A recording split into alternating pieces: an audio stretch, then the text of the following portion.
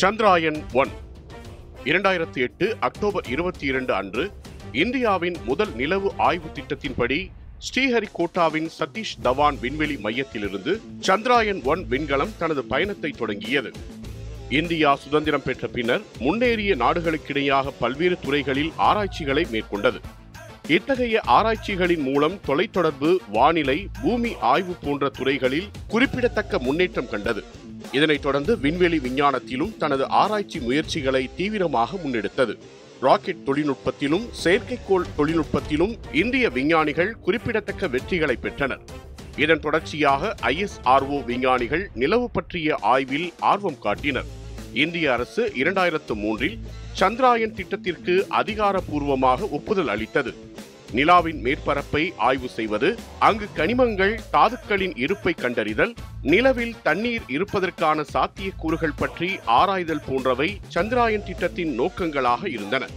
இதன்படி 2008 அக்டோபர் 22ஆம் தேதி PSLV C-11 rocket மூலம் புறப்பட்ட சந்திராயன் விண்கலம் 16 நிமிடங்களுக்கு பிறகு நிலவு நோக்கி செல்லும் பாதையில் நுழைந்தது.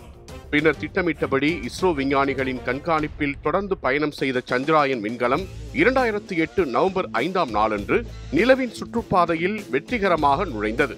சந்திராயன் விண்கலம் 11 அதிமுக்கியமான கருவிகளை நிலவுக்கு கொண்டு சென்றது.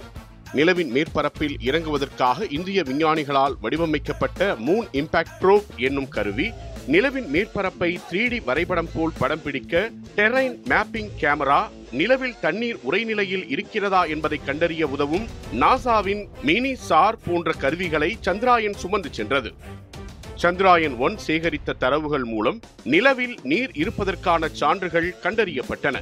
சுமார் 10 மாத காலம் சந்திராயன் 1 நிலவின் சுற்றுவட்ட பாதையில் இயங்கி தனது ஆய்வுகளை மேற்கொண்டது.